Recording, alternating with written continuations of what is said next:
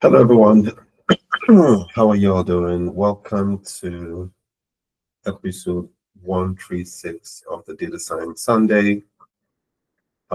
This is the 25th Data Science Sunday of the year. Episode 136 since inception. How's everyone doing? How is everyone doing? My name is Pablo. I am a data science professional, data science content partner, data science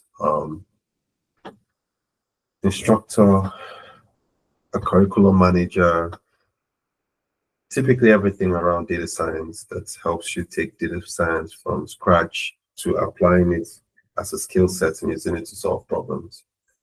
I also lead the data science community at Collab Innovation Hub, one of the first innovation hubs in northern Nigeria. Welcome to Data Science Sunday. How's everyone doing? Now, Data Science Sunday is dedicated to anyone starting this data science from scratch. It's dedicated to data science enthusiasts building their consistency, learning as a community, and pushing through the arduous data science learning curve. And today's episode is Introduction to Machine Learning. I've been looking forward to this session for years, but I always wanted to start off with the fundamentals. And so today we're going to do one of the first episodes we have for machine learning. We're going to talk about machine learning in a very simplest fashion. And then from there, we'll be having different episodes on machine learning. Right. How's everyone doing? Okay, great. Data Science Sunday has every episode has two sessions. The first session is about sharing what you're doing, talking about your challenges. If you're new to Data Science Sunday, feel free to talk about it. We're typically learning as a community, which is part of the vision of Collab Innovation Hub, right? Learning as a community adds the social structure effect learning curve, which makes it physically easy to navigate, right? So the first session of every episode is dedicated to or I call it an educational or high level or possibly low level interaction that helps newbies to talk about what you're doing, folks who are already doing stuff, talk about what they're doing. And if you've done anything for the week you think is worthy of sharing, everything is worthy of sharing. If you're learning, feel free to share. And then the second episode, we're going to dive into something somewhat technical. Always pretty simple. Today we are going to do introduction to machine learning. And if time permits, we'll probably talk about the scikit-learn API, which is basically one of the most popular APIs for building machine learning models. Right. So welcome. Now, if you're new to Data Science Sunday, feel free to share. And again, it's all about interactions. So we're open to listening to what you have done for the week. We're open to hearing from you what you're trying to achieve, challenges, and all that. It's a community, so feel free to say space to share what you have going on. Right, and by the end of the session, right, we would go ahead to, share some little knowledge. Right, so yeah, so welcome. If it's your first time, please feel free. You can raise your hands, right, and tell us what you're doing. Tell us where you're starting from. Even if it's not your first time, please feel free to still raise your hand. Tell us what you're doing. Tell us what you're trying out. And also, if you feel free to tell us what you've done this week, right? If you want to do that, feel free to raise your hand and talk about it. Now, while we're at it, I'll just share a few things. I love to share resources I have for people who are starting out. I love to share resources for the first timer. And if I basically have a little hack that I've learned from the week for the week. I like to share it. Like today, there's this hack I learned, and I'm going to talk about it when it's my time to talk about what I've done for today, for this week. So if it's your first time, please feel free to share. And while we're at it, I'll just share a few things. And again, for first timers, I'll be dropping a WhatsApp and Telegram channel, and please feel free to join in the conversation. I'll explain a few things about that, what I have shared. But yeah, so that's, if you check out the in-call message, you will see a link to a WhatsApp and Telegram channel. So please feel free to join in. Again, if it's your first time, please feel free to share with us what's going on. Are you new to data science? Are you new to Data Science Sunday? What's up? What are you trying to achieve with Data Science Sunday? What challenges are you having? What questions do you have? And then, I mean, we can use that as an opportunity to keep moving forward. Right.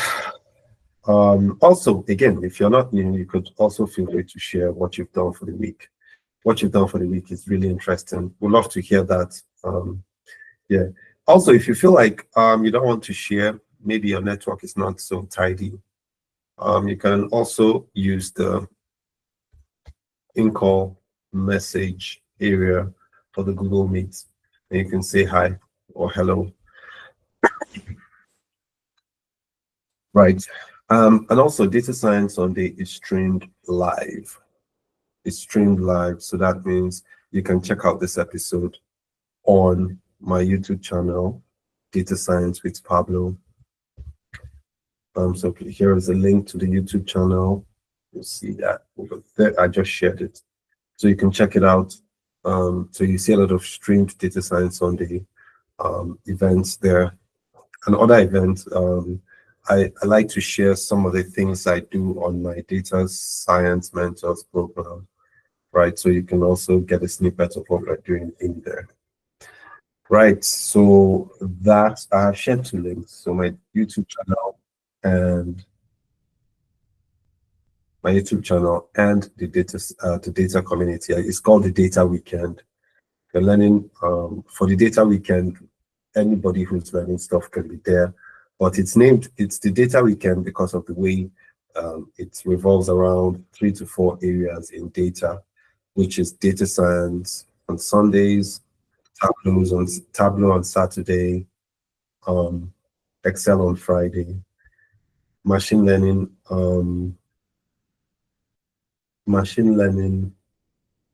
engineering on Saturday too. So that's what we have going on. So please feel free to join the group there, and we all take it from there. All right. So I mean, nobody has said what they've done for the week. Okay, that's fair. It's all right. Okay, go ahead, Shino.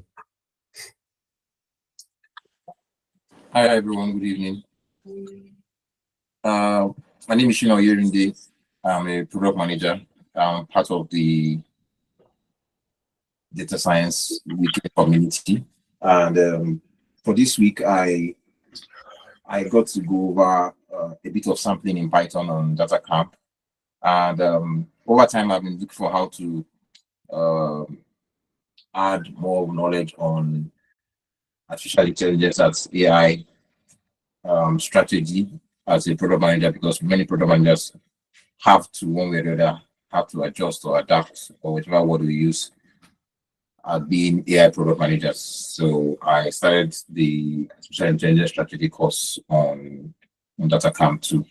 So and physically, well, in person, I'm still going on with my data collection, which not personal, but with Kaduna State government on health facility census, which I do during the week. So that's what I did for this week. Thank you very much.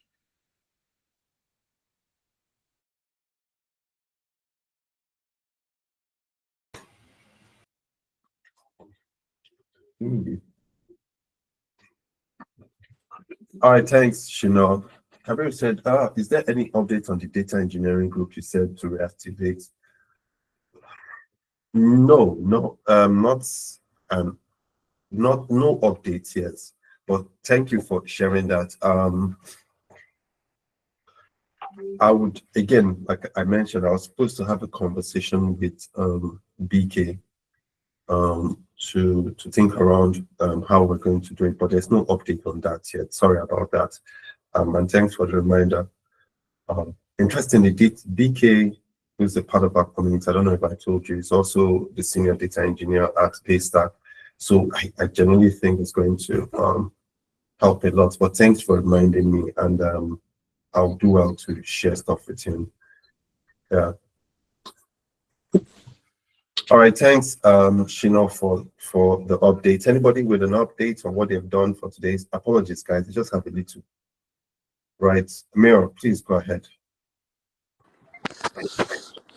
Hello, Pablo. Good evening, everyone. So, for me this week, I don't think I've done anything related to data science or machine learning. So, I just took my time this week to start a project on web development. So I had a project I had to do on web development. So, though it's been a while that I've done anything on web development because I've been working on, data science, machine learning. So I think it's been about almost a year and I haven't done anything on web development. So I had to now, come back and start from scratch. So basically what I noticed is, because for me, like, that was when I was like into, web development project. What I normally do is that before I take up a project, I make sure that I arrange the web stack that I'll be doing.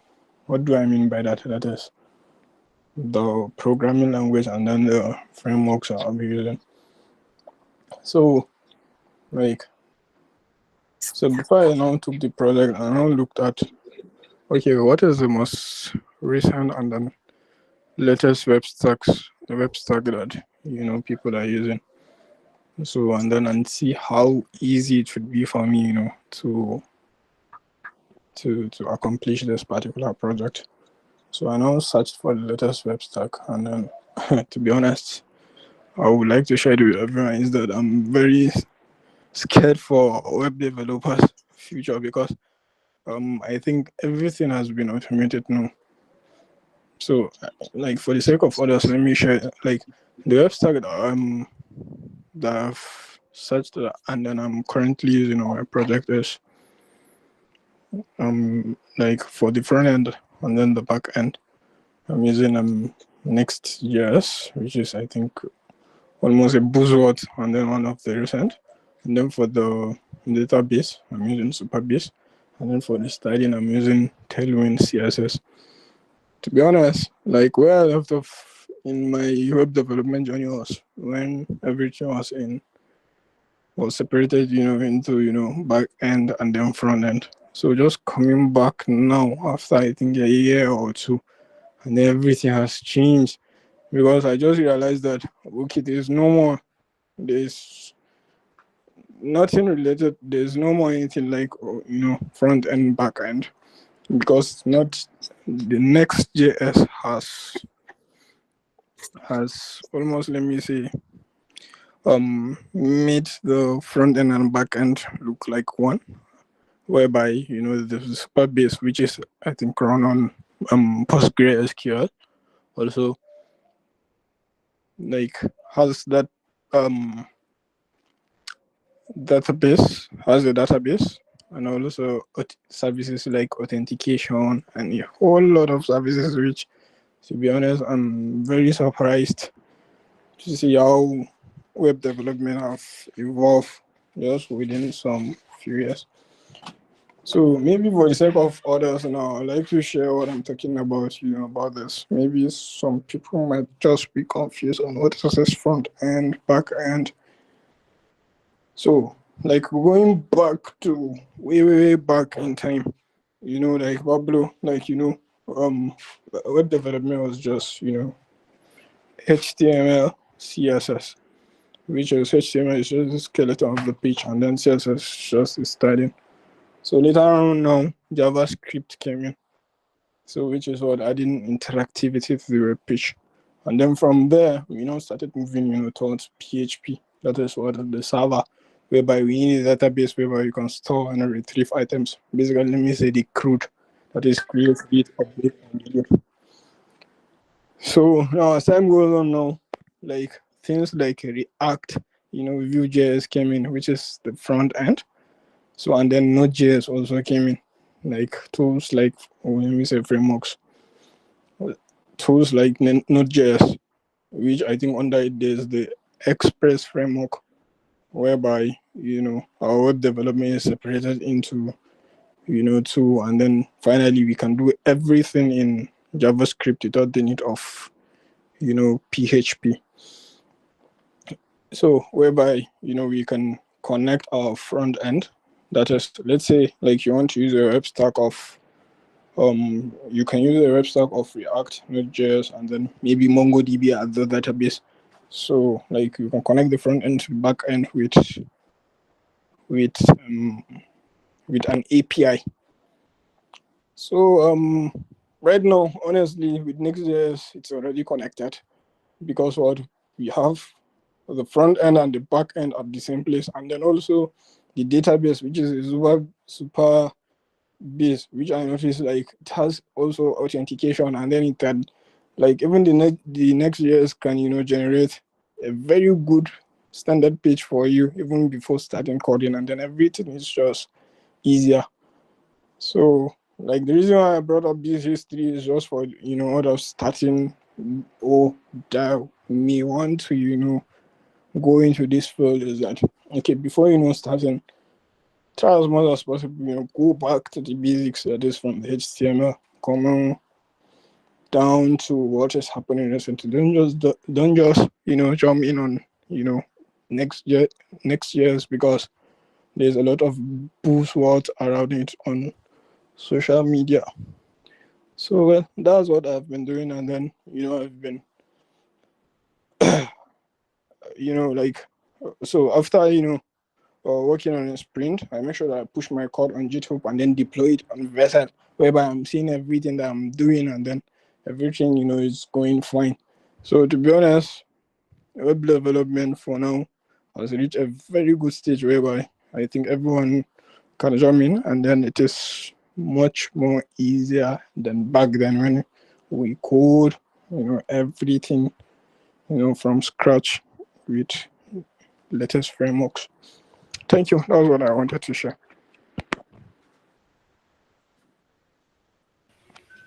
All right, thank you so much for that. Before I send it in, Kabiru, please feel free to jump in on that.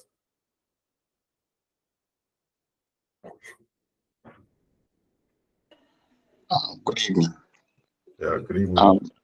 I just want to talk a little bit about what he said. The part that caught my attention is this issue of overlapping of roles. I mean, the back-end developer, front-end, and the rest of them. Now, you see, even in data science and analytics and all of that, most of this overlap depends on the company you work for. You understand? If you are working in big tech, you can see somebody, the only thing he does is he cleans data. And that's all he does until he moves to another task, maybe another department or something like that. So you shouldn't worry about, okay, front end, guys doing front end and combining with back end and all of that. Just like a data scientist will be worried that the data analyst is doing some of their work and all of that. But it all depends. If you are working in a company that's big, the amount of just data cleaning alone, you can spend months doing that, and you will be so busy every day, you don't even have time to do any other thing. So, but when you haven't gotten a job, it's okay to learn as much as you can. Don't bother, don't worry yourself. But know this, once you get into paid employment, most times your role will be streamlined, and you won't be like jack of all trade again. There will be something that is assigned to you, and that's all you do. You understand? But when you are in the unemployment side and you are trying to break into tech or something, then try to learn as much as you can.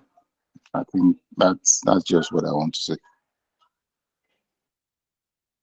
All right. I mean, I appreciate the thoughts. I appreciate even that for Amir. And I like the part where Kabir said when you're on the unemployment part, and I figured I add something to that. I sort of feel I don't know what to call it. I sort of feel like the fear and the anxiety of folks looking to break into the employment side of things has created sort of like this, this agitation has really gotten people into different headspaces. And at that point, you find a lot of people reading stuff, job descriptions all day, every day. And with this job description, the thing just keeps getting them worried on if they'll get into the space. And at the same time, they are learning one thing, and then a week later, they see a job description that tells them, well, you need to know how to automate stuff with this, and that, and then their heads are now here, right? So next thing, they find themselves in different headspaces, and it is bad. This situation is sort of crazy at this point, where folks are trying to pick up stuff, and then there's so much information. I don't even want to get started with the AI side of things. But there's something that Kabir has said, which is also really interesting, is when you're not in the paid side of work, a lot of information hits you. And in essence, he didn't say that, but a lot of anxiety just comes with it. And I want to add to what he has said is just place a focus on something you're doing. And adding these additional skills on the side is really interesting. But the most important part for me is knowing how to reorganize yourself in that learning space. I say it a lot because there is an understanding how to get things done is such a powerful skill. And a lot of people focus so much on technical skills, so much like my Python code is not working, or I just want this code to work, and I'm stressed, rather than why does the Python code work, or what does SQL do, or what's an API, and what does that mean? How can I read documentations? These things are really general knowledge areas that if you pick up, even in interviews, you would almost always seem like an interesting candidate because you just seem to know how to touch bases in different places. So it's ideal to, Amir was saying, look, there are new areas, you can venture into new areas and check things out. Kabir said it's, if you get into a job, you'll be amazed your role might just be a very tiny portion of your CV, because it's a big organization, and if you work in a big organization, you actually start asking yourself, what's going on here? I know an individual who told me that he had worked for 2 years in this big tech company, and he has never pushed anything to production. Everything just ends at, there's like a staging area for everything. Once they're done, they just push it to the staging area. Some other people just take it from there. And that's like the reality of work. So again, just calm down, learn what you're learning, try as much as possible to be generalist in a sense, learn to understand how certain things work, but also be a specialist in a way, have a focus on what you're doing.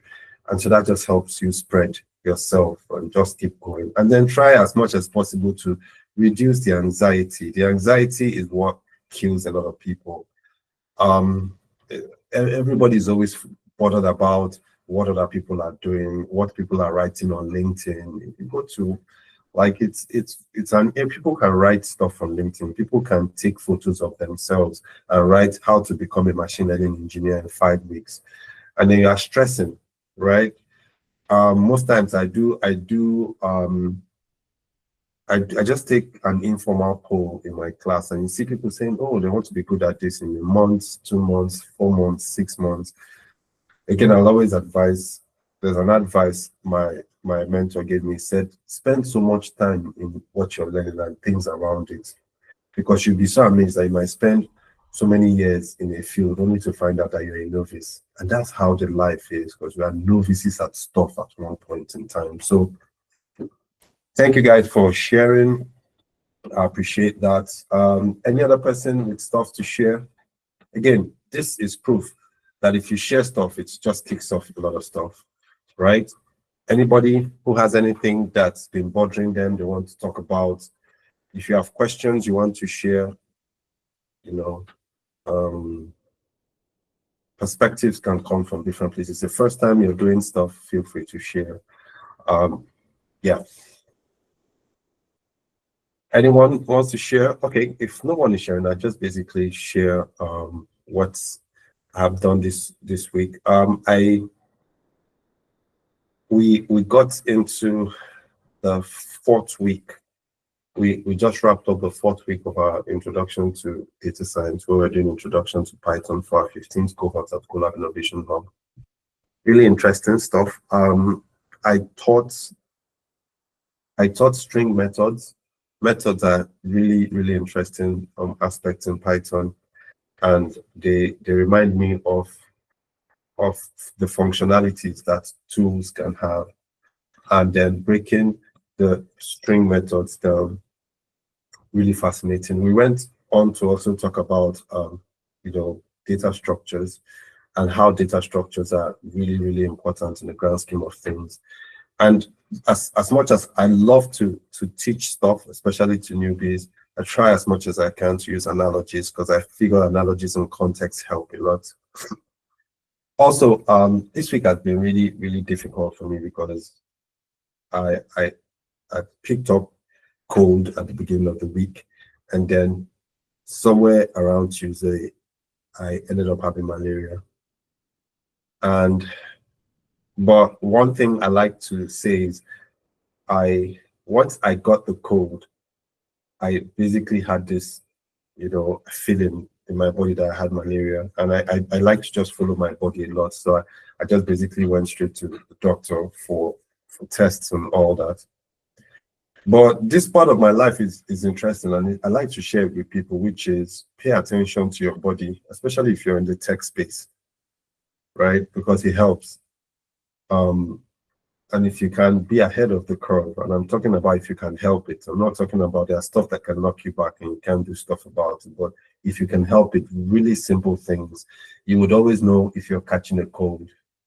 If you take a lot of cold water, sooner or later you start feeling some kind of like itch going on through your throat. But again, I have to get stuff done, and you can even see that I am not even putting on the AC or the fan today, because if I sweat, I sweat. I'll take it that way. So it's been interesting, but still, this week on Data Camp, I'm learning writing Python functions. Again, I always say this: you get to a point where you learn stuff and you find that you're still a novice, right? Looking at how Python functions work in different ways is really interesting. For the first time, I'm trying to understand what decorators are, right? If you're in the data science side of things, a lot of the software engineering side of writing code and analogies and logic may not just be so close to you until you venture into it and try to see what it is, and you learn that there's so much in a Python function. And so there's so much in the Python function, and that's one thing I was very grateful to pick up. Also, this week, we in the data science mentorship, we kickstarted with introduction to Python. We've looked at estimator APIs and introduction to the scikit-learn package. I think we might talk about this in the technical session, but I'm just going to do an introduction to machine learning and all.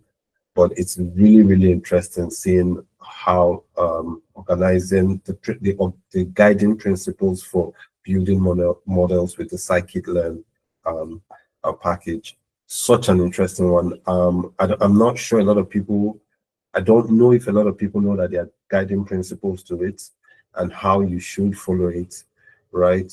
But for a long time, a lot of people just know building machine learning code would mean, okay, importing a machine learning model and XX next, but there are guiding principles to it, which are really, really interesting. And so, yeah, so this has been, it has been like this week, and hopefully next week we keep going. Introduction to machine learning is the final part of the data science mentor program. So which means at the end of it, we will be wrapping it up and we're starting the mentorship program again. October 17th was when I started it. So but the next one will now just be 4 months. That's what I want it to be. It's going to be 4 months of learning and all. So yeah, so that's been my week.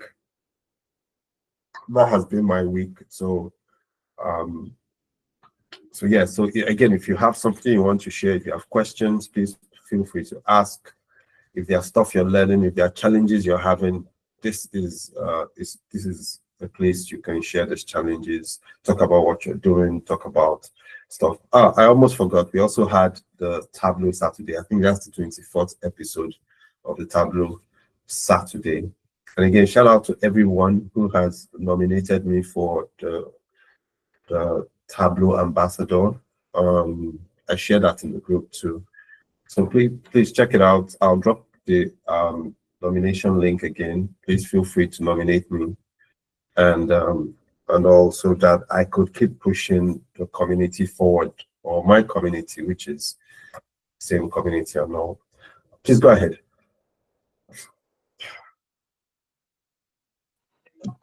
Good evening again. I just want us to discuss about the role of AI in the data field. For the past 2 weeks, I've been engaged in a data engineering course.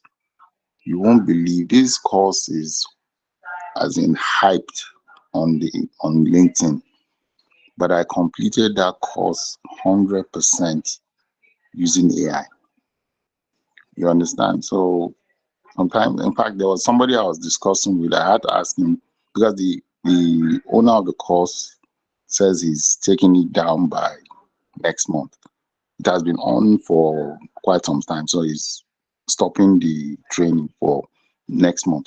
So I was like thinking maybe one of the reasons why he's taking down the course is probably because AI is being used by most of the participants for answering the questions in the course. So I don't know. I just feel that AI is gradually taking over. I did the course.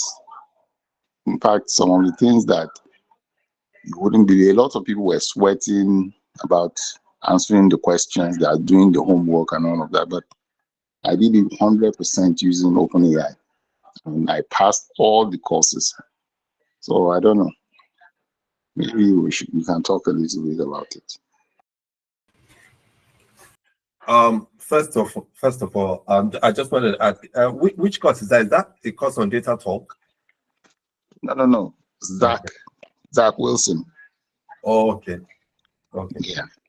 Shino, please hit it. I'll take it from there too. Okay, I just wanted to add to his question because since I am somebody who is big on data precision, and I wanted to ask the question: what will be the effect of AI on EdTech generally? Because I just want to let me just ask some question there because now what he's saying is part of what I just want to get answered.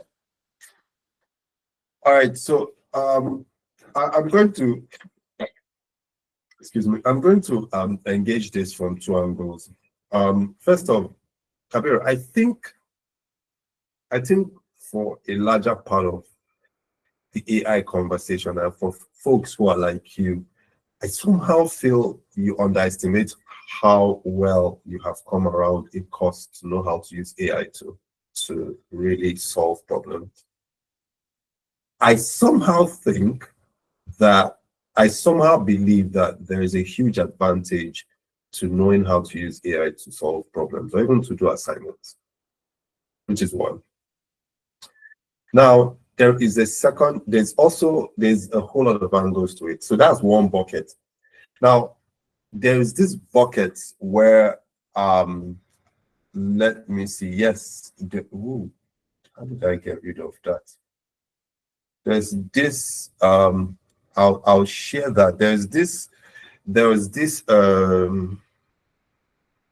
write-up that was done. Sorry guys, I have to find that write-up. I must find that write-up. It was a paper that was published. It was a paper that was published where there was a controlled experiment where you have folks who use ChatGPT to solve problems, and another group that were deprived of ChatGPT but told to use their own head or their listening to get stuff done. Now, what they did was, while that was going on, they had stuff, they were capturing the actions going on in their head, right? And the argument, part of the conversation there was, AI has an advantage it plays, but the AI can also, because there were certain activities going on in the brain for the people who were sort of like working their intellect, their cognitive muscles to get stuff done, while for the folks who were using AI, that aspect of the brain did not show so much activity. Now, then again, this last week, I jumped on somebody who is into the EdTech space, and it's so interesting how in the EdTech space there is a whole lot of conversation about AI, making students lazy, not knowing the real, you cannot assess the real performance of students because they typically get stuff over AI and just have it done. And then there's also another group who are saying, look, AI is supposed to work with human beings, supposed to use AI to advance a lot of stuff. And there's how you can use AI to advance learning. There's experience learning design and how you can use it to learn and do really well with what you're doing. And that's why in this age, people can take advantage of AI and use it to take steps ahead of stuff and get things done. So I looked at these three conversations, and just like everything in reality, the one about the light bulb that shows up, that the activities that happen in the brain, that the cognitive building your cognitive muscles, and the AI not really helping you build your cognitive muscles. The conversation was held by was a conversation pushed by Cal Newport, and Cal Newport is someone who believes in building yourself in a way that makes you a very great thinker, right? And that's why I was going to talk about a few things. So from your end, Kevin, look, I genuinely don't think there's anything wrong using 100% of AI to finish a course. But the problem lies in, what did you learn from it, right? If you had to finish that course, then you had to, for some reason, know how well to use it, right? Because I have had the experience of seeing students use generative AI to search for stuff, right? And just to put it in perspective, let me even share my screen and then try out a few things. Of course, I don't think my experiment is, or my stuff I'm going to share is far-reaching, but I think that AI itself presents an opportunity for a different level of literacy, right? So, for instance, somebody opens ChatGPT and says, and is taking a new course, right? And then the person is determined to finish the course with ChatGPT. I promise you, from my own experience, that is awfully difficult if you are not one to understand what's going on. I took 2 courses back to back, 2 courses on the specialization of applied machine learning with Python. And that course was created in 2017, which means there are a whole new lot of changes where you see a lot of the code still using formats instead of F-string. But no matter the amount of ChatGPT I used for that course, I had to learn. I realized that there was a gaping hole in how much I understood Matplotlib as a model for building charts. So you see that there's almost always room for development, even when you're using ChatGPT. For instance, I've seen learners who want to use ChatGPT, and let's say they don't understand how to use a list, and they write stuff like, my list has an error. How do I solve it? Now, it's interesting. Writing this, right, will sort of get the generative AI to think. But you know that it's interesting because this generative AI already knows that it's me, right? Right. So, but still, it's still going to be like, to help fix the error of a list, I need a little bit more details. Could you answer 2 questions?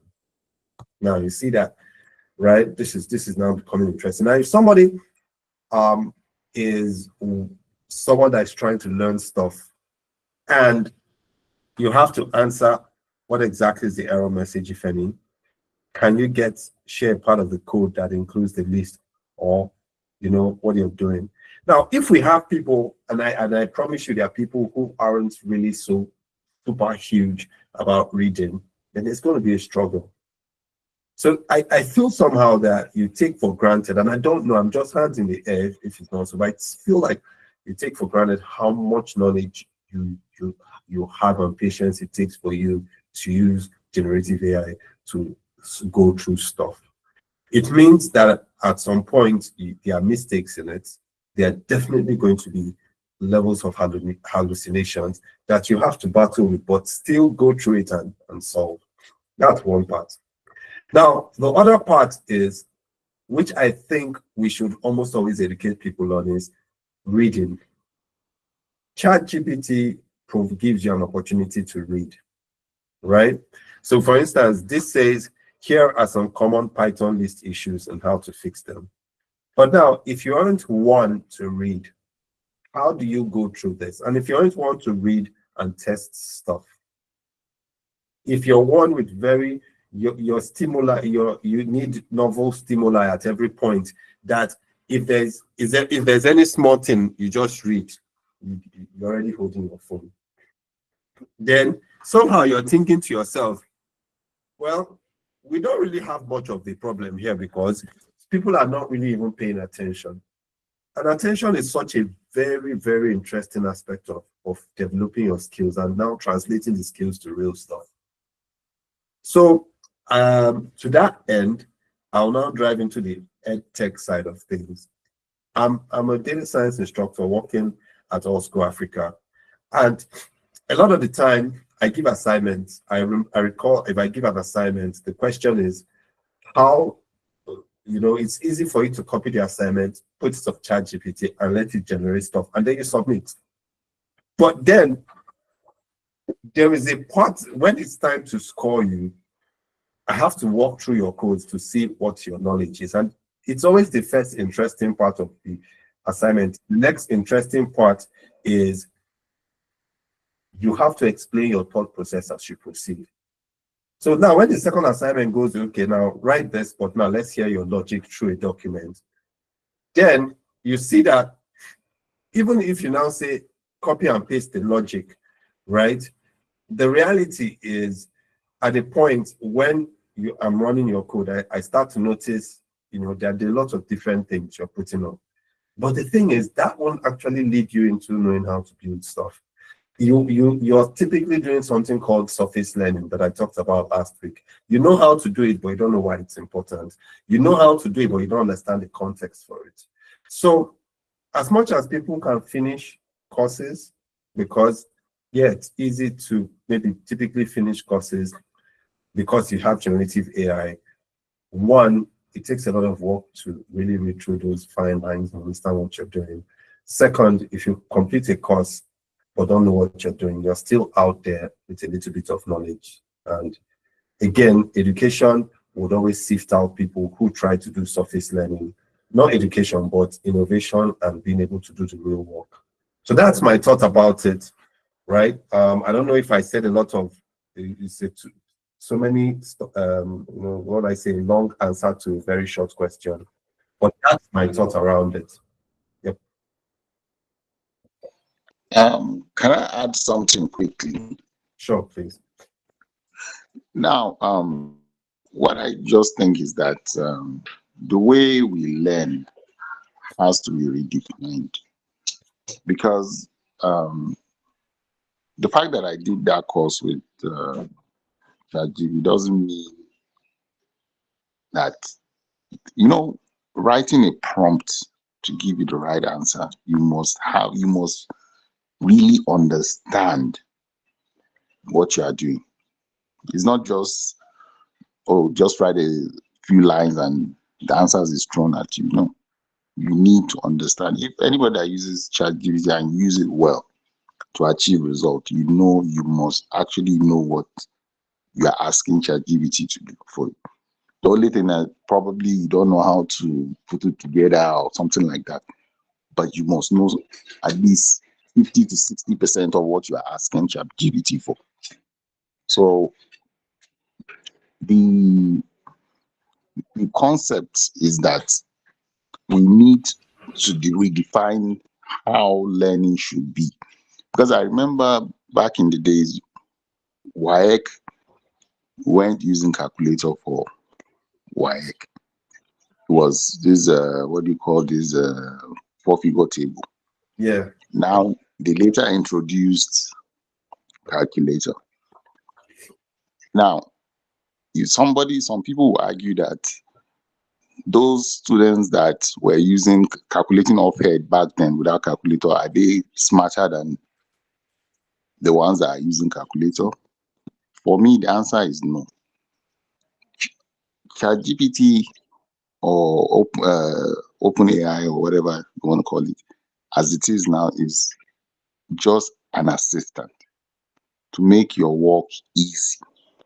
But most times it can't give you answer to what you don't already know, because to even get the proper answer, you must give it a prompt that literally explains what you want.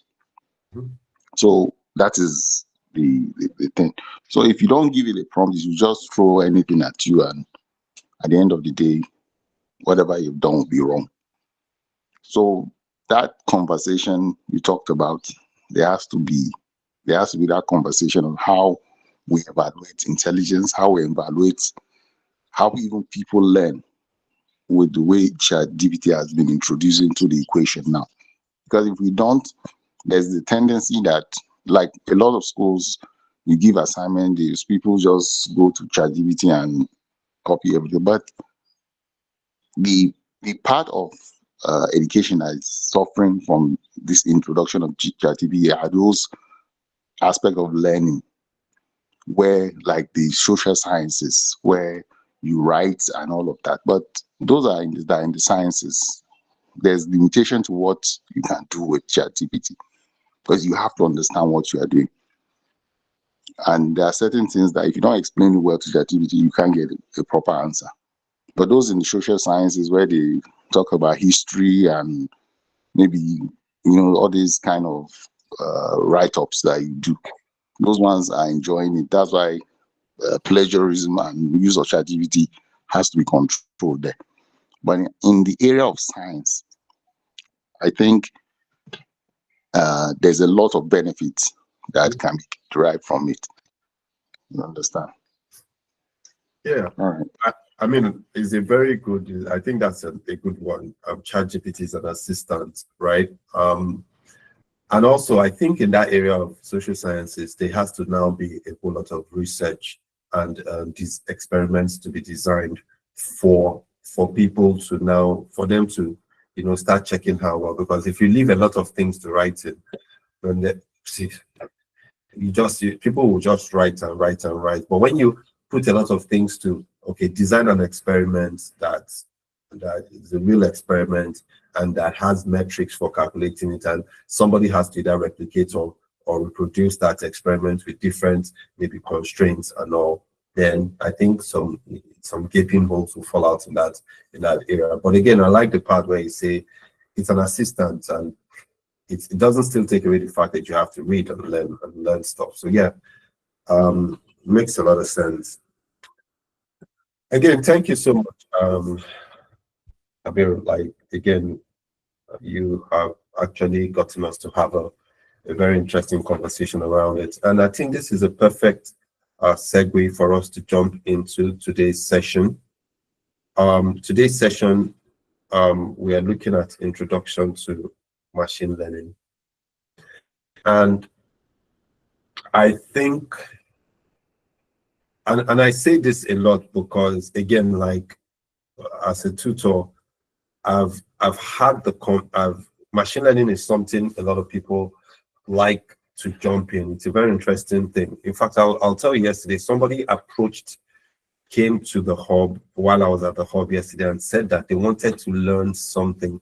Let me see. I think yes, it's called self-organizing maps, right? So it's an unsupervised machine learning technique used to reduce data dimensionality, which of course, you know, while preserving topological structures of the data. That's just the technical view to it. And the guy said something really interesting. He said, look, that he's looking for where he could just learn machine learning in a week and then go ahead to do this project. And I wanted to say, you cannot learn machine learning in a week, but I was like, okay, well, good luck on that though. And said, look, you can reach out to somebody in the community who's doing machine learning, and let's see how that works out for you. Now, why did I say that? Introduction to machine learning is something I never really curated until I started to be like a professional instructor, and then being able to connect the dots and help people make sense of how to build a simple machine learning model. You know, it's really interesting. Now, so I'm going to start off with looking at these few things. We're going to start off with definitions. Yes, I'm going to start off with definitions. Definitions of ML. Right? We're going to start off with this. Now, there's over 1 million, there's over 1,000,001 definitions, right, in the machine learning space. But I'll just basically pick up one, right, and then try as much as I can to start to weather it down. So typically what I'll do is I'll just basically write machine learning here. This is it over here. And then I'll start with this. So let me just basically copy this guy, maybe to this.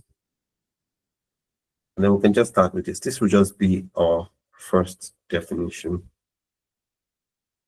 And then we can now look at the different parts of this definition.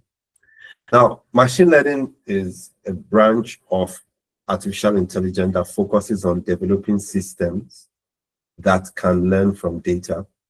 Now, while we are doing this, I'm going to come to a second page here and write about, I'll call this intuitions of ML. Now, the idea of introducing this intuition is because I want I want us to, as I talk about what ML is in a technical form, I just try to, break it down into something pretty simple. So the first thing I'm going to write here is traditional programming. Traditional programming is basically writing programs to, writing code to create programs. And then underneath here, I'm going to write machine learning.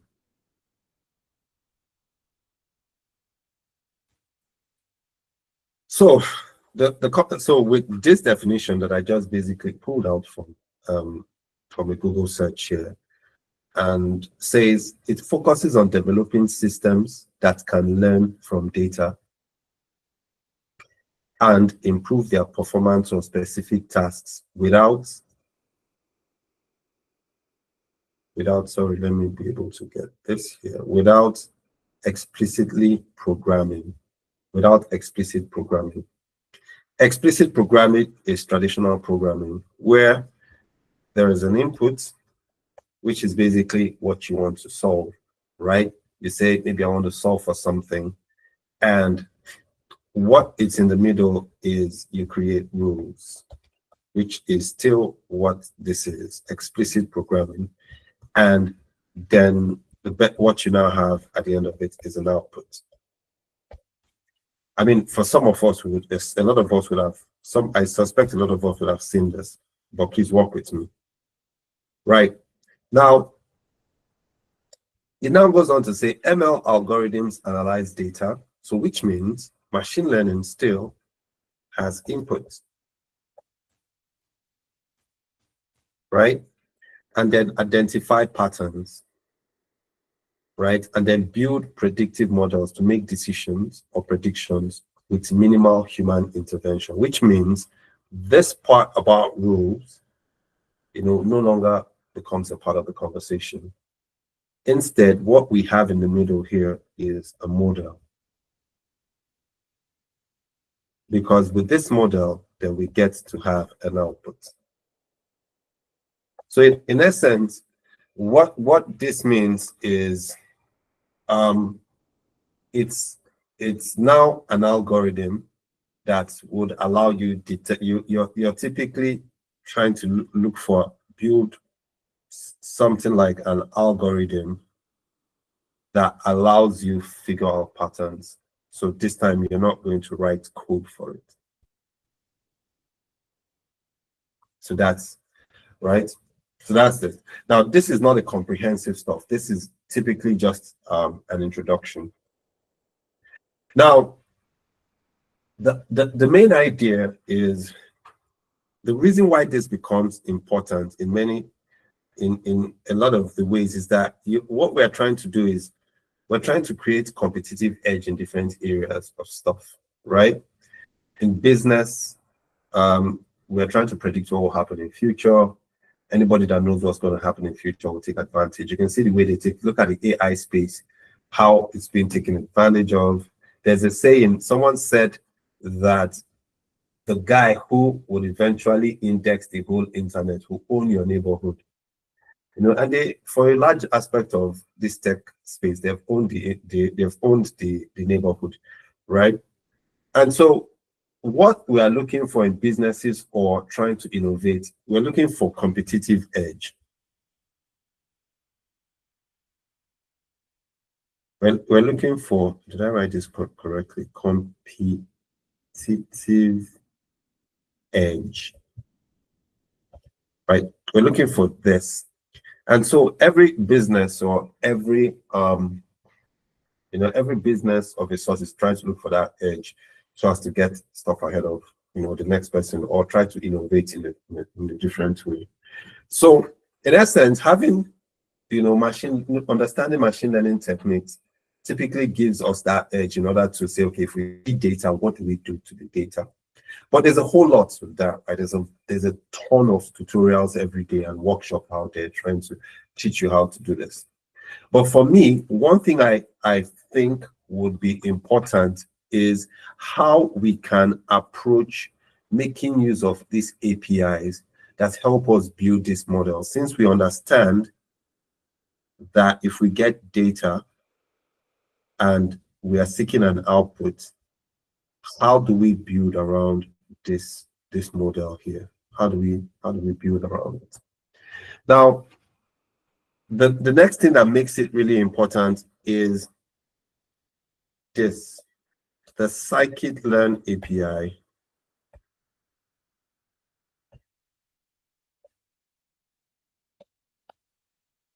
Now, the scikit-learn API is basically like a body of, it's basically a body of, let me see how do I explain it? It's basically a body of algorithms that help us, help us put things into perspective basically in what we are trying to build, right? Say we have an idea around building a model that can predict increase in price with respect to what it affects. While the scikit-learn API just provides us elements or foundations for us to, have a deep practical knowledge on doing this, right? It has this common algorithms that make it easy for us to pick it up and then figure out if we can predict stuff, right? So with the scikit-learn API, it makes it easy for us to achieve developing very simple and common algorithms, for us to get stuff done. Right, so this is one interesting part. And if you're getting started with machine learning, it's basically important that you understand this intuition and these APIs, because in the middle of it, you are trying to pick up your data to reflect something that might happen in future, right? And so this is the two introductions that I think are really huge in terms of getting stuff done.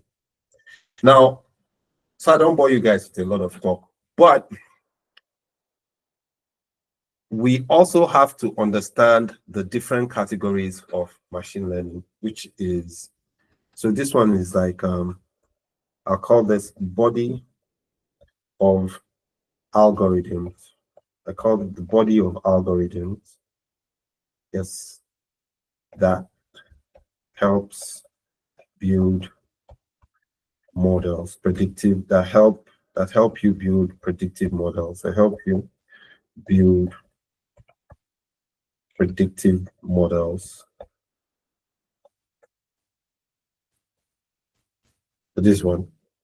Now, the next part of it is, and I'm just hoping I'm making this as simple as possible, but we are going to eventually go back into how this guy works, right?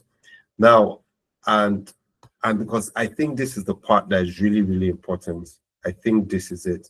Because every time people finish cleaning their data, they now get into a logjam because they just start doing a bunch of things. And that's where, problems start. Now, for machine learning, there are categories of machine learning, categories of ML. Now, the categories of ML really interesting because they are sort of like the main aspects of ML that, the main aspects of, the categories that are very popular. Now, there are two categories of machine learning that I'll be covering here, right? And there are supervised and unsupervised.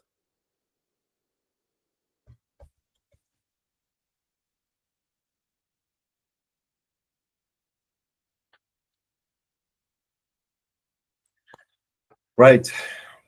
Now, with supervised machine learning, what you're trying to do is you're trying to model relationships between features and labels. So again, here, you're trying to model relationships between features and labels. Now, I know that this now, again, I don't want this to sound really funny or really technical, but what you're trying to do here is you're trying to say, what is the relationship between a data point and something I want to predict? I want to predict the price of fuel. What are the things I have to look at to be able to predict it? That's basically that, right? And one thing that makes this really great is that you have to deal with labeled data.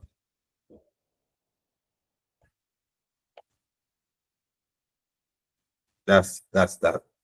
Now, with unsupervised machine learning, you have to, there is nothing about referencing data, so which is now different, right? What you're trying to do with unsupervised machine learning is you're trying to look for data representation. You're trying to achieve data representation. You're trying to achieve data representation in terms of dimensions or groups. So data representations in terms of dimensions or groups. So what does this mean? Unlike this one where you have labels, here you're trying to figure out if this data can be represented as a different dimension or broken down into groups. For instance, you are trying to predict the prices, the price of fuel, but if given on data without reference to labels, can you group the different types of fuel that is being sold? Can you group the different prices that come up every year? For instance, for reference to Nigeria, for instance, and for reference to Kaduna, in this first 2 quarters, we have seen fuel price go from over $1,000. We've seen it come down to close to like 850, 820, and then all of a sudden it goes back to 950 and all. So the question is, can you create the different clusters or different groups of this? Or can you take that data and whitter the dimension to see if you can find, insights in it, right? So these are 2 aspects of it, and those 2 aspects bring out intuitions in data, right? So these things are really, really interesting. Now, if we were to talk about supervised machine learning,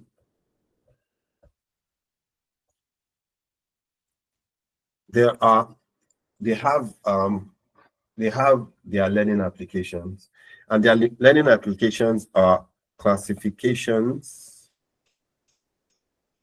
there are classifications and what I call it, classifications, and what's the other name that I can use to define something that I'm not going to classify. There are classifications and classifications is regression, I'm trying to say, but there are classifications and regression. I like to say maybe classifications and here what you're trying to do here is you're trying to predict classes by saying, look, something is black or white, right? While here you're trying to predict pricing, something that is continuous, right? So these are the kind of things you would typically find when you're doing this. Now in this place, I know that, like I said, I know I was not going to write code, but this is what it looks like. So here I'll write a little code here, right? From IPython IPython dot, am I writing the right one? Hold on, this is IPython. IPython dot,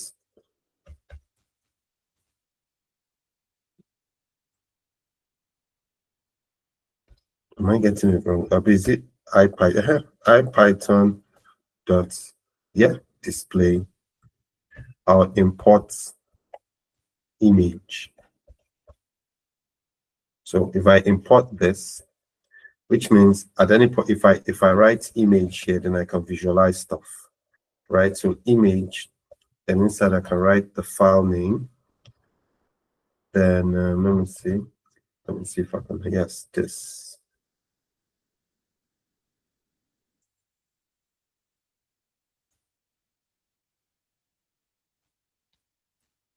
Now, so this is what classification looks like.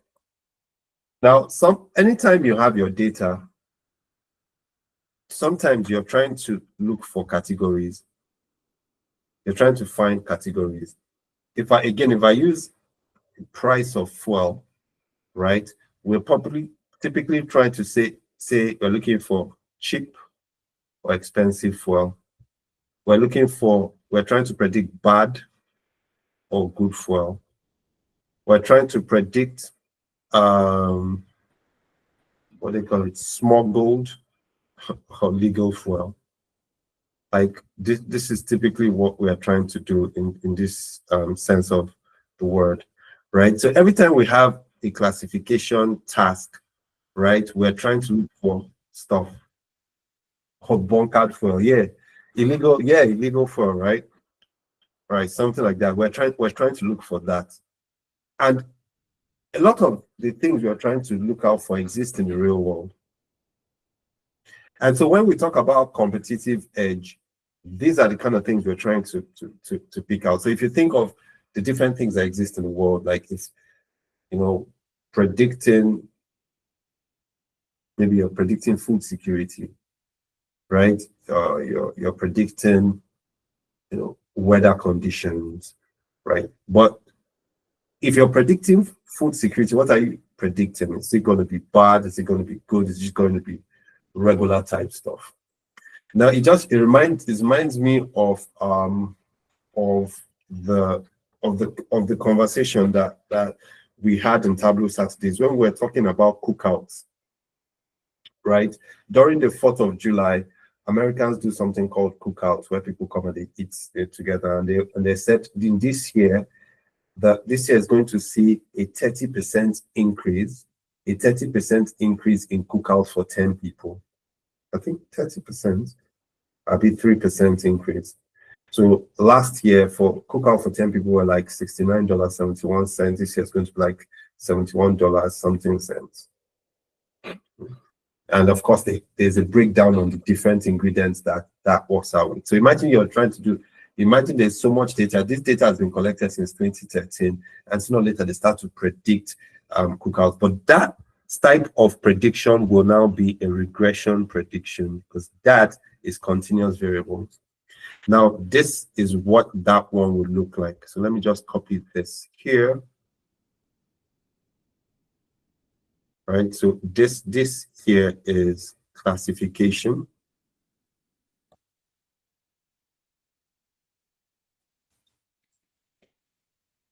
This here is classification. And now this here is regression. So I'm just going to use something to talk about regression. And regression is where we are now making predictions on continuous values.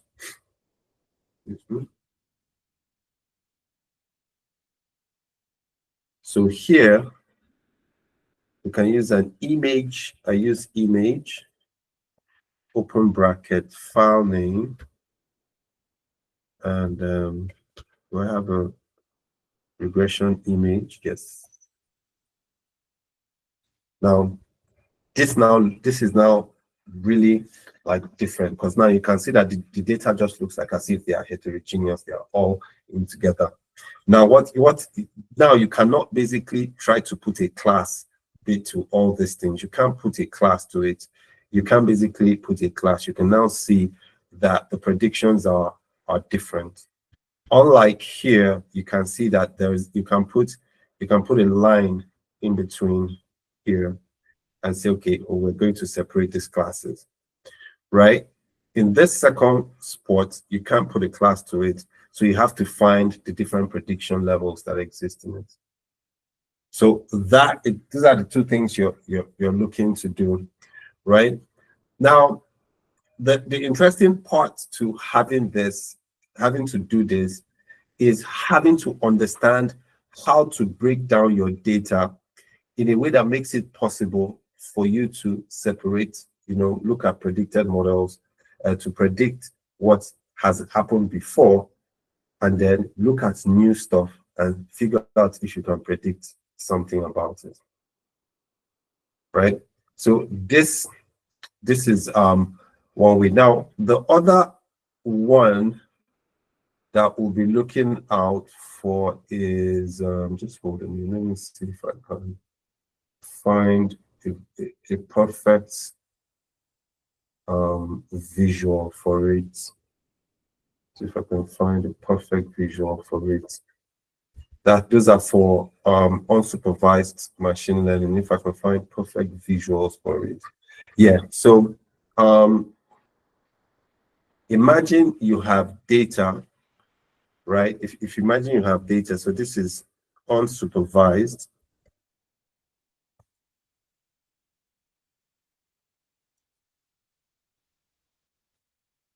These are unsupervised techniques.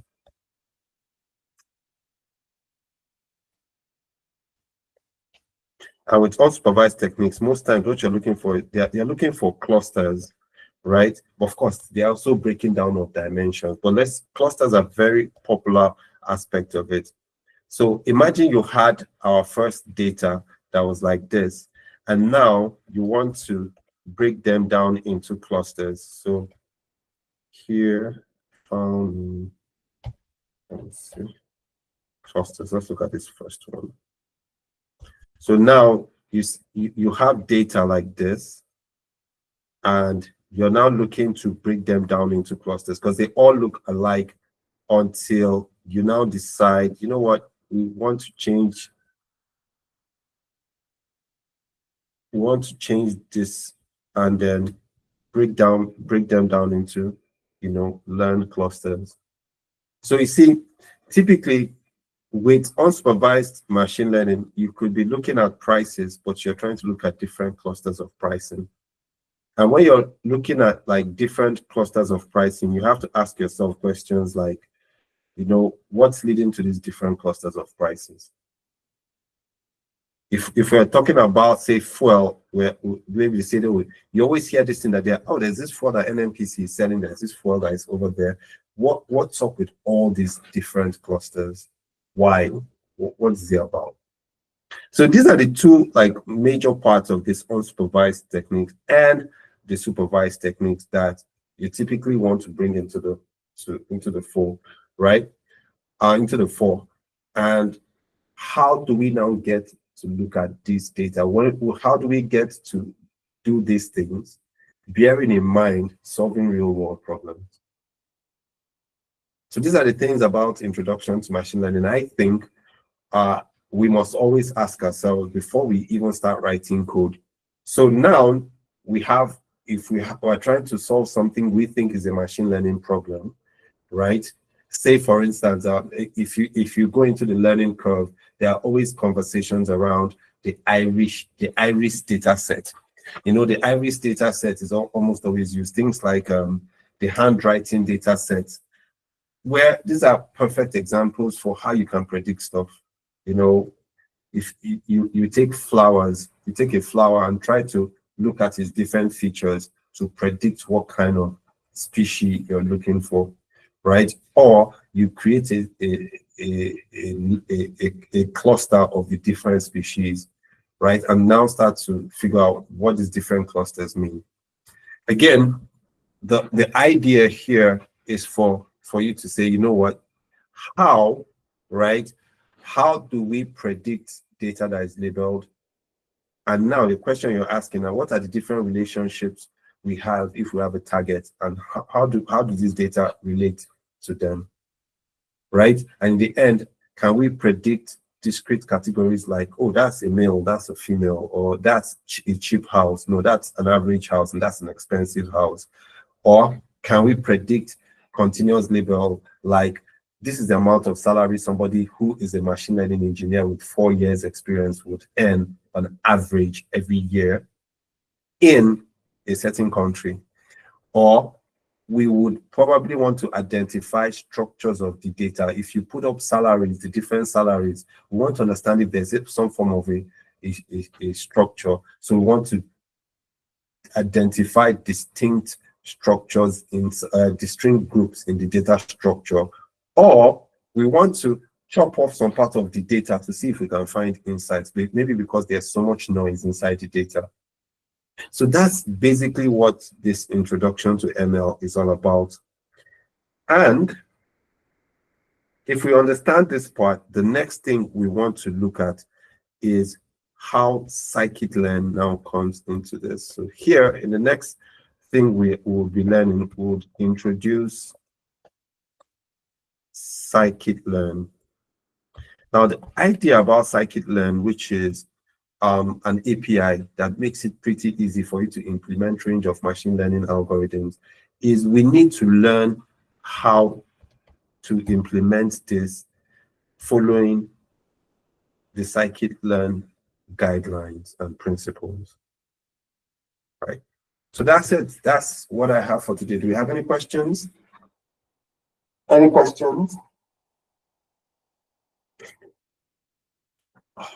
Do we have any questions? Yes, please. Good evening, sir. Good evening. My question is about these APIs. What I would like to understand is should I say the API now is more like the way we import pandas in Python, they are of the same category, is that not? Okay, so the sklearn now works under is an example of that API also. Okay, yeah. So we import sklearn in the same manner we import pandas or NumPy. Okay, because I've been wondering what's this API stuff. I heard it in the last class we had, and then I'm wondering how is it even. Like the Pandas API, we import the Pandas API. Pandas API comes with functions. So Python libraries, right, provides you these Python libraries or Python modules provide a range of applications for different things, right? So these applications might mean what you want to apply to manipulate data, or functions you apply to manipulate data. Now, for you to be able to now get to use these applications, you typically import them into your namespace, and then use their implementation, their underlying implementation, right? So however they are set up, right, they are well put together, set up and streamlined for you to use them. And so that's why they are called application program interfaces. They have this thing stored that you can always call and make use of it, right? And that's why all of them have very good documentations, right? So that you can just follow it up and do what you have to do. Okay. Now, yeah, go ahead. So if I'm importing the scikit-learn, it will be as what or short? So before we do that, right? That's why I haven't talked about it, but I'll give you a sense of what it is. Now, scikit-learn has a procedure and has a principle and guideline for how you import these APIs for the different algorithms you want to make use of, right? Because different machine learning algorithms have assumptions, and these assumptions represent the different ways you want to model your data based on the different ideas that might be happening. For instance, there are parametric models that say, look, if one aspect of your data point goes up, another one probably goes down. And so you're looking for such a machine learning algorithm because you have noticed that your data reacts that way. Or the story you're looking for seems to have some assumptions towards that way. So it feels like if I use this algorithm to fit my data, it will basically figure out this relationship.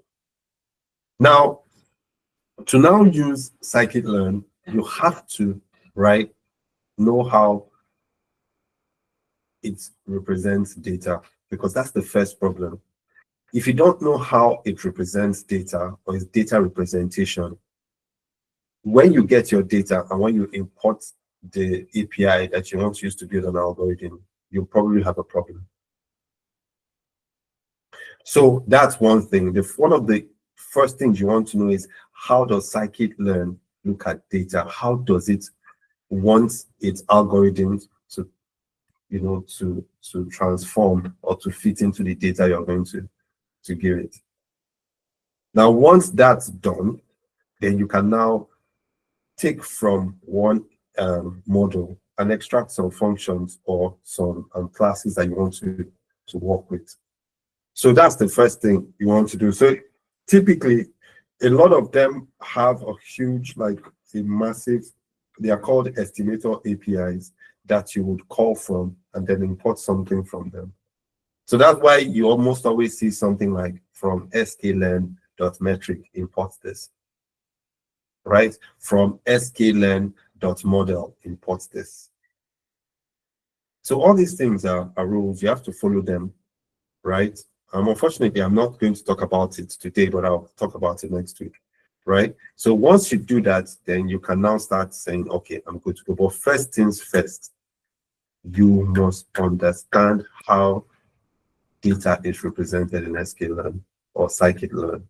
And if you don't understand that, that's where the problem starts. And second, when you understand how it's done, you would know you have to have a good knowledge of, one, Pandas series, or data frames, or NumPy arrays.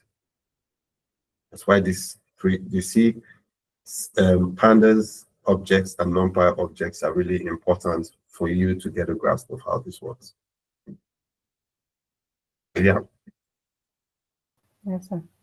Thank you. Yeah, no problem. I mean, next. Okay, go ahead. Hello, Pablo. So I noticed that there is a lot of time left. So I'm like, I just wanted to commend you for this introduction on machine learning, which I think was a very good introduction. So, and then secondly, what I wanted to ask is if there is a web development community at Colab. So that's the second thing that I wanted to ask. And then lastly, just wanted, to have those particular discussion with, Kabir, which I think he replied me on what I said. So what I wanted to discuss with him is, I think, about the front end, back end. So he talked about, specializing in one and then the industry. So I wanted to, shed more light for him on this aspect. That is during my web development journey. So basically what I wanted to let him know is that, for instance, now, what is happening right there in the web development space is that, as of then, the front end and the back end was splitted, but now it's merged. So imagine now me coming back to web development and now realizing that, okay, let's say I was just good in the back end and I wasn't good in the front end, and then now it's merged. Now coming back to web development, you see, that means I have to, learn the front end and then have a clear picture of how, the front end and the back end is matched. So what I wanted to tell him is that, IT is evolving and it's evolving really fast. So as you always say, and I agree with that, is that always be good at one thing, focus on it, be very good at it before, moving to another thing.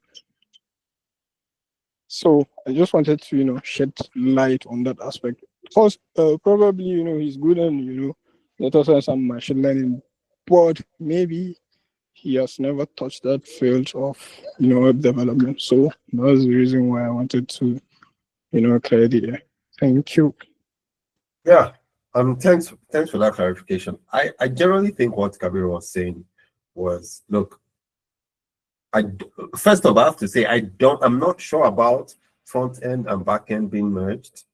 I'm not sure. And yes, we have a web development community, right? I'm not sure.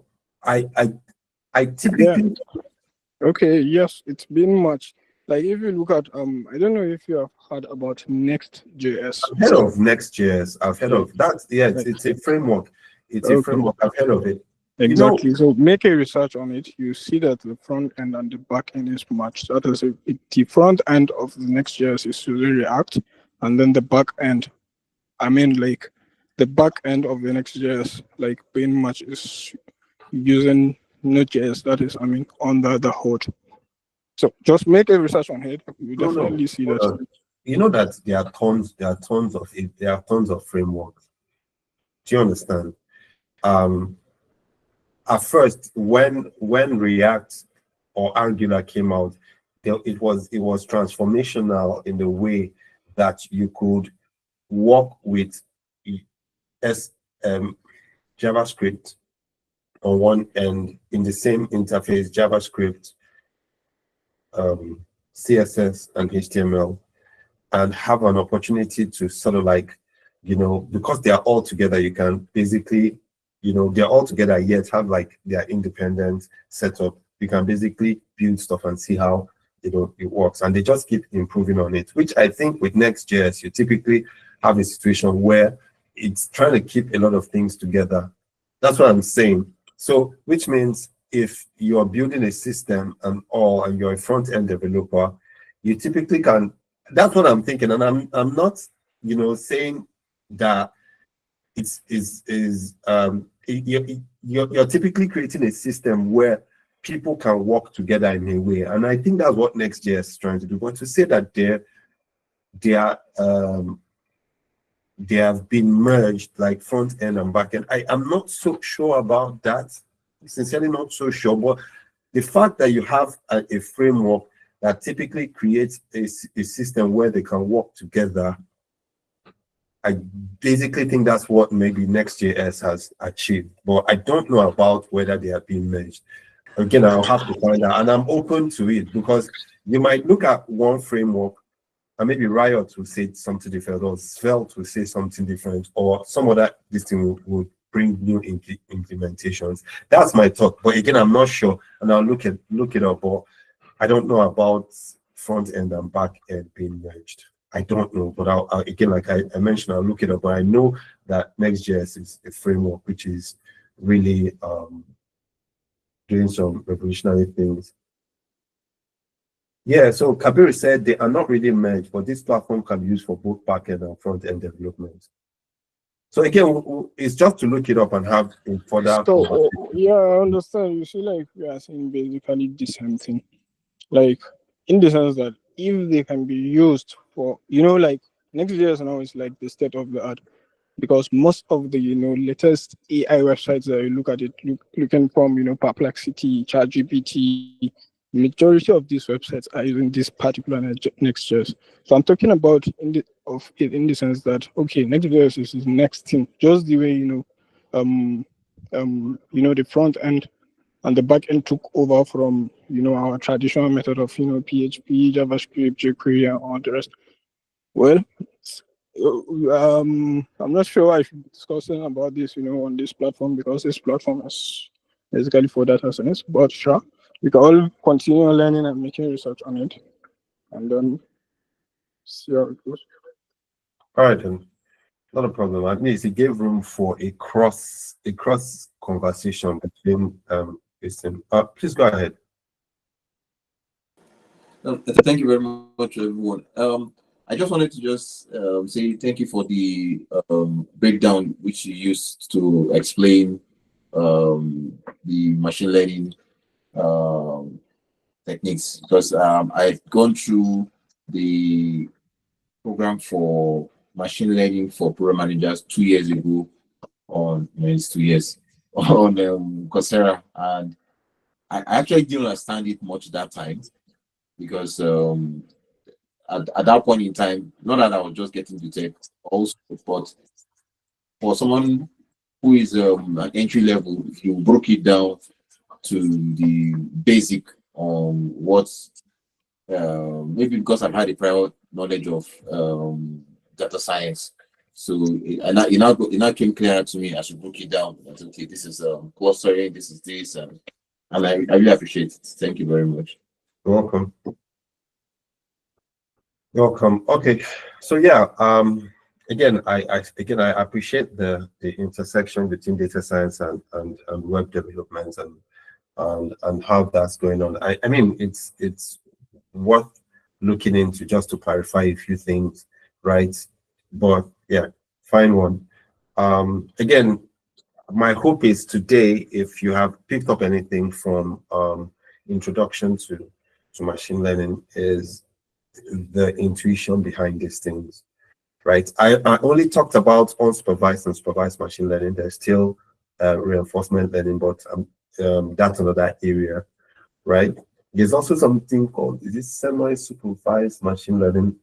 I've not looked into that, but whatever the case is, starting up next week, I will talk about introduction to scikit-learn, and then we're going to look at the data representation using data, right? And then from there, we can now start to say, okay, this is how you would typically do stuff. And also, it would be ideal for us to also understand that these things, we can learn them and also understand what it means to a non-technical person, or how you can explain it to a non-technical person that it makes sense, right? It's instead of just being so caught up in the tech of it.